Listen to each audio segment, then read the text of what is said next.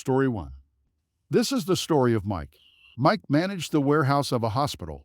The hospital was built in the 1950s in the center of the town. The stadium is on one side, the Justice Hall on another, and schools on a third side. There is also a barracks and two other medical buildings around, so the streets are crowded with cars searching for parking. One day, when opening the gate of the loading dock, Mike noticed a little car parked in the hospital's internal court, near the 20-liter liquid oxygen tank. That model of tank. Of course, it is absolutely forbidden because this is private property. The court was planned before 35-ton trucks were the norm, making maneuvering difficult. Liquid oxygen is explosive. A car or truck hitting the tank would be a major hazard. It was a small Italian car, with no advertisement. It was the kind commonly used as a second car or to travel in the Dolomite Mountains where the roads are very narrow. Mike made some calls. The car was not owned by anyone from the warehouse or the nursing staff. No doctor had such a small car. The reception made public announcements asking visitors to move the badly parked car, to no avail. By 6 p.m., the car was gone. Problem solved. The next day, the car was still there. Same calls with the same result.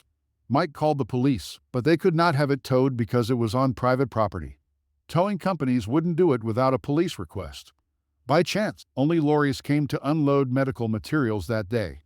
When it was time to close the warehouse, the car was gone once more. On the third day, when the loading dock opened, the car was already there. This was a real problem. A 35-ton truck from Germany was due to arrive, and there was no way it could reach the dock without tilting the car and the liquid oxygen tank. It had become a clear and present safety issue. All the warehouse team exchanged ideas on what to do, but all feasible solutions had already been tried. It was when someone from the maintenance team passed on a forklift with a pallet of plaster bags that an idea struck everybody. There was no way the Italian car could weigh more than 1 ton of plaster. So Mike went to see the forklift driver while the team searched for a wood pallet. Slowly, with many precautions, the forklift slid the pallet under the car, lifted the whole thing, and dropped the car off the nearby street. Within 10 minutes, the police were warned that a car was parked in the middle of the street, blocking traffic. The car was towed away in less than half an hour. The truck had no problem maneuvering. 2 days later, rumors ran through the hospital that it was the car of the director's wife.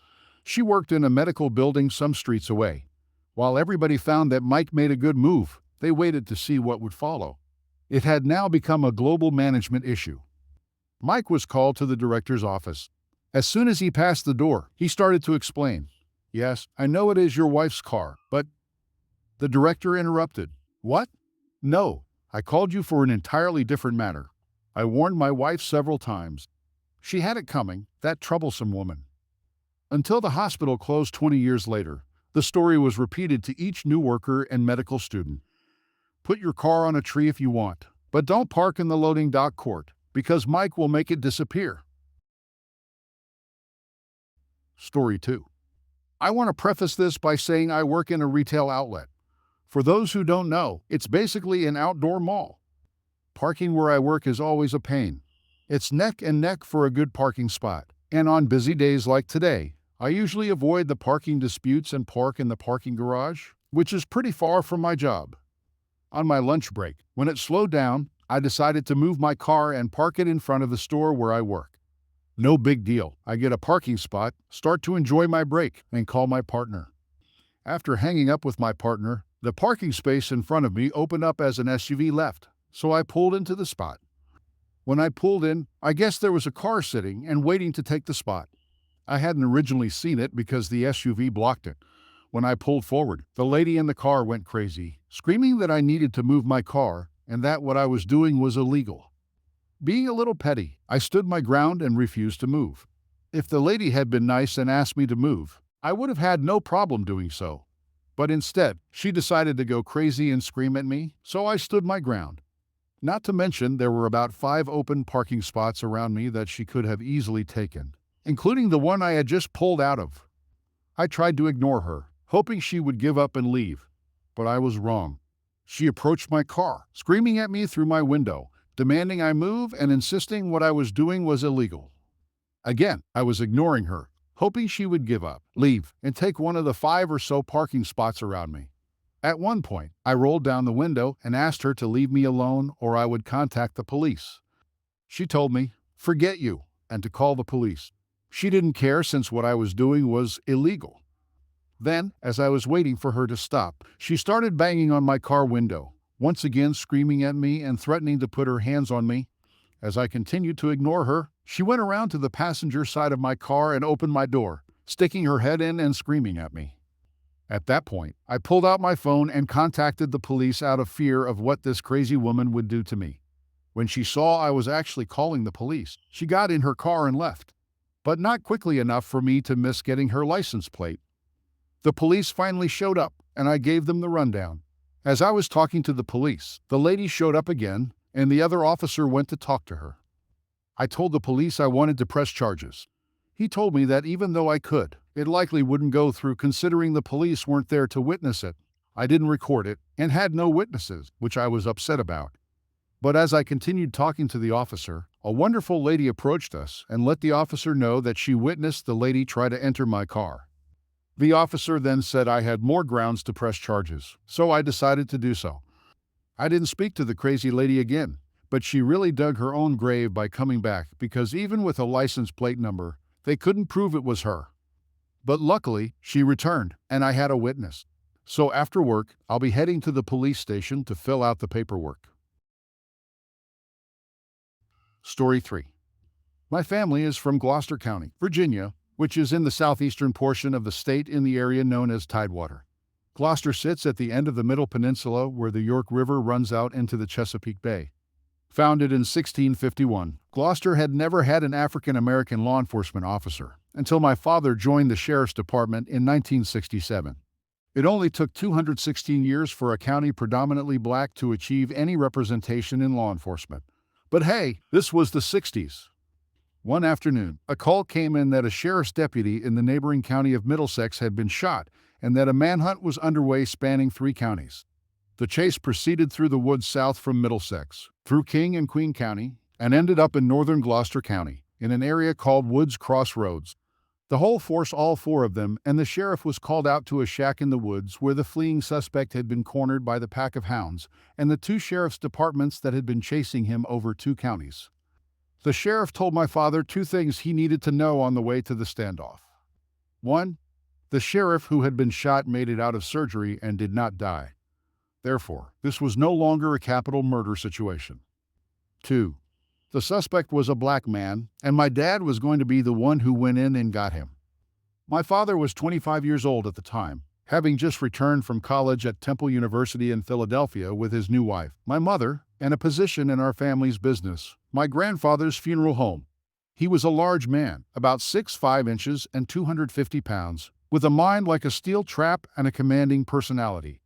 Due to his community organizing skills at helping the black and white communities integrate the schools peacefully during desegregation, he was asked to join the sheriff's office. This was his first manhunt and his first armed standoff. He had been on the job less than a year. When they arrived on the scene, there were about 20 other officers there, some from Middlesex and some from King and Queen. And they brought the dogs. My dad noticed at first that these were not police-trained German shepherds. These were not floppy-eared, beagle, coonhounds. These dogs were man-trackers and man-eaters, as my dad would recall later. They were large mastiffs with spiked collars and droopy jowls, which covered a mouth full of angry, sharp, bone-crushing teeth. He could tell they were trained to track and attack black people. He knew this because, when they passed through the crowd and stepped to the front to get a situation report from the other departments, the dogs instantly lunged at him as though they wanted to kill him. Even though he was wearing the same dark brown shirt with light brown pants and the same trooper's hat with a badge on its crest and a badge on his chest, just like every other officer there. The toothless old dog handler smiled and laughed at my dad. He had never seen a black sheriff before. None of them had, except those who may have transported prisoners to Gloucester from other neighboring jurisdictions. My dad was raised on a farm and was not afraid of dogs. He sidestepped the lunging mastiffs, placed his hand on his service revolver, and stared the toothless old man dead in the eyes. "If you release your dogs before I come back with my prisoner, I'm going to shoot those dogs." The old man started to say, "Boy, if you," and my dad simultaneously unsnapped the restraining clip on his revolver. Things were heating up. At that moment, the sheriff stepped between them and said, "No one is going to shoot anyone unless I say so. And Fred, I am telling you right now to go and retrieve that prisoner." My dad turned towards the battered, slant-roofed shack the suspect was holed up in and started walking towards it. He announced, "My name is Fred, and I'm with the Gloucester Sheriff's Department. I need to come in and speak with you. I am armed, but that's as much to protect you as it is me. I'm coming in, so don't shoot." When he saw who was walking towards him, my father said the man hiding in the house didn't know whether to crap or go blind. It was like seeing a unicorn. He couldn't believe that a black police officer existed, much less that one was going to try to come in and protect him. My dad came up to the window and said, "You need to know that the man you shot did not die. This is not a capital murder situation. You don't have to go to the state penitentiary behind all this. But right now, we've got to get both of us out of here." At that time, the state penitentiary housed the electric chair. During the 1960s, Virginia was very pro-capital punishment, especially if you shot a cop and were black and the officer was white. This was a given back then. My dad went on to say, "There is nothing but teeth and bullets waiting for you outside these walls. If you try to run or try to shoot your way out, I have no doubt they will rain a hail of bullets on you, and they will not mind one bit if they hit me too. If they release those dogs, they're going to try to kill both of us. I guarantee it.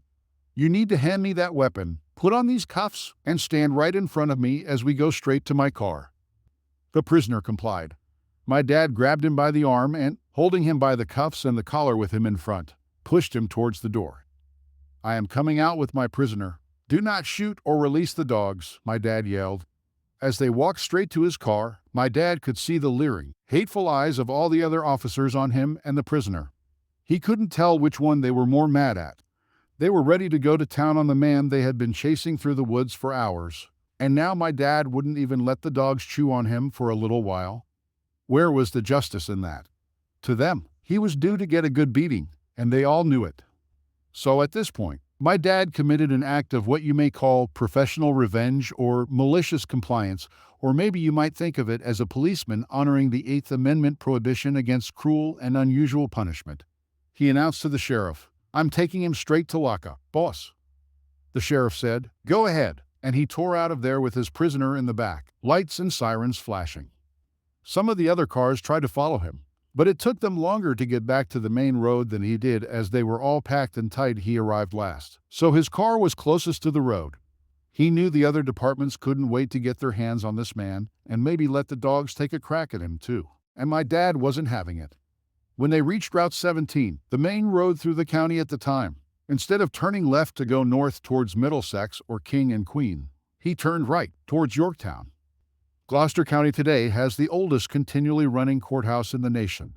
Although there is a brand new modern building, the old courthouse, which stood in the center of the town circle, is used once or twice a year to keep the record going. It is a tiny, colonial-style jail built in the late 1600s.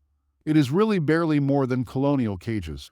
For that reason, unless they were going to court that day, during the 1960s, all Gloucester prisoners went either north to Saluda, Middlesex County, or south, across the York River to Yorktown.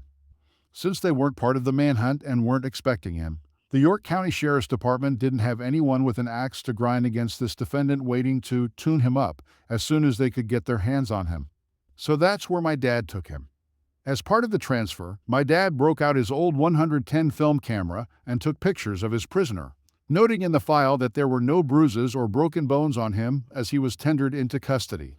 He made a big show of this, so that I don't get accused of beating him up while he was in my custody. This meant any further injuries would have to have occurred while in police custody. Game, set, and match. The prisoner remained there until trial and was later convicted of attempted murder and given life in prison. However, he did not get the electric chair, and he did not get eaten by vicious dogs while in police custody because, as my dad said, "Son, he shot the sheriff, but he did not kill the deputy."